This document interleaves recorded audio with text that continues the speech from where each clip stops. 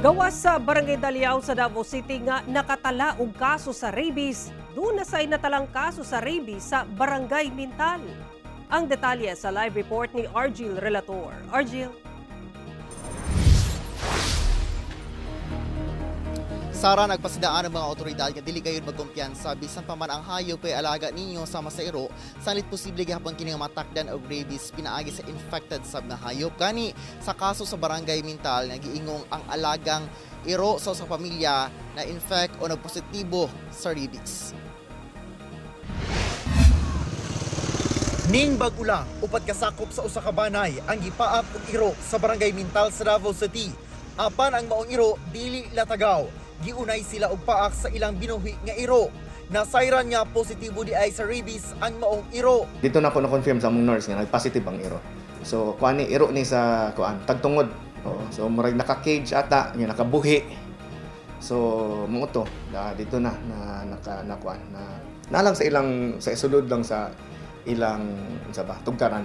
Gilayong naglusad og intervention ang Davao City Veterinarian's Office pinaagi sa pagbakuna sa mga iro sa lugar. Nan pagkapaak pa lang wala pa lang tong test sa kadtong positive. Pagkapaak pa lang nagpa anti-rabies man dayon tong matagtungod.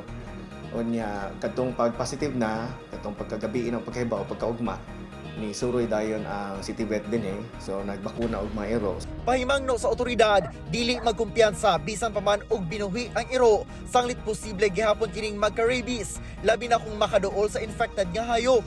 Gani sa ulahing tala sa DOH Region 11 sa 36 ka kaso sa rabies niadtong 2024 sa tibuok Davao Region, 21 niini ang napaakan gikan sa bakunado og domestic o binuhi nga hayop, samtang 15 niini ang napaakan og dili bakunado og latagaw nga hayop.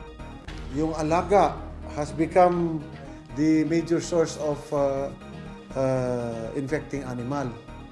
So dapat again, let us be, baka pwede nang sabi na let us be a responsible pet owner.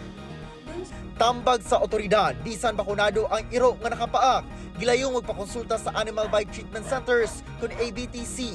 Ang Davao City Health Office, dunay ABTC Main sa Magallanes Street ug 8 ka satellite office sa Turil, Mintal, Sasa, Marilog District Hospital, Bunawan, Paquibato District Hospital ug Kabantian. Mamahimong magpaturok og anti-rabies vaccine for humans sa maong centers. Sara, sa datos sa DOH Davao Region itong tuig 2024, adunay 3 ka kaso sa rabies sa Davao City. Sara. Okay, daghang salamat Argil Relator.